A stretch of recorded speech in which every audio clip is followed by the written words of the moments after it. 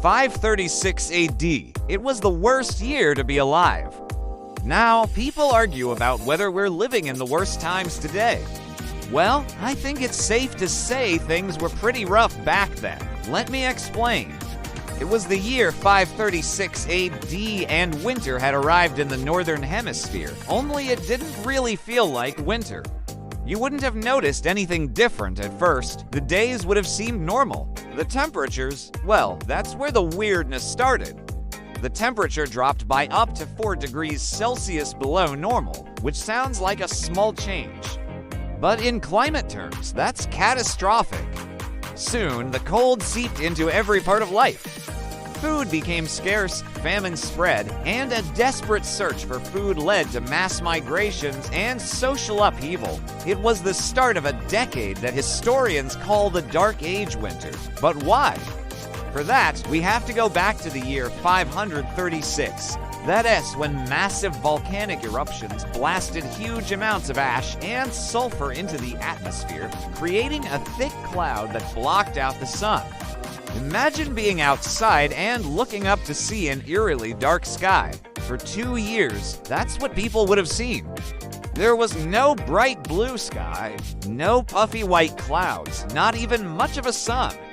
It was as if someone had pressed the pause button on the sky and drained all the color out of it. Scientists aren't sure exactly where the eruptions happened, but they suspect it was in Iceland or somewhere in the tropics. Either way, the result was the same. Ancient historian Procopius wrote, "The sun gave forth its light without brightness, like the moon, during the whole year. For 2 years," he wrote, "people could hardly see the sun at all." Then, incredibly, it got even darker. Ancient Chinese records tell of yellow dust falling from the sky, covering the ground and blocking out the light. In some places, crops withered and died. In others, snow fell in the middle of summer. One Chinese account reads, "In the second month, the winter cold was intense. It snowed in the fields and the whole country was thrown into confusion." Scientists have collected ice core samples from Greenland and Antarctica and found layers of volcanic glass from exactly this time, proving the extent and impact of the eruption. So how big was it? Well, modern estimates suggest it was among the largest volcanic eruptions in the last 2,500 years. The sheer amount of ash and sulfur pushed into the atmosphere blocked out the sun and disrupted weather patterns around the world. Temperatures plummeted by up to 4 degrees Celsius below normal. That doesn't sound like much, but it was enough to plunge the world into darkness, literally. But that wasn't the only effect. Crops failed across Europe, the Middle East, and parts of Asia. In Ireland, written records show a mysterious failure of bread from 536 to 539. Across Scandinavia, archaeological evidence suggests that entire farming settlements were abandoned after the soil failed to produce food. Trade routes that had connected distant lands collapsed. Some countries struggled to feed their people. Others took advantage of the situation to expand their power. And just when things began to look like they might get better, the horror continued.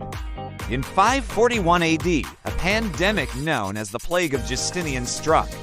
Historians estimate that the disease killed 25 to 50 million people, nearly half the population of the Eastern Roman Empire. Carried by fleas on rats, it tore through the weakened population. The plague raged for 6 years, peaking in the years 542 to 543. The Roman Empire was devastated.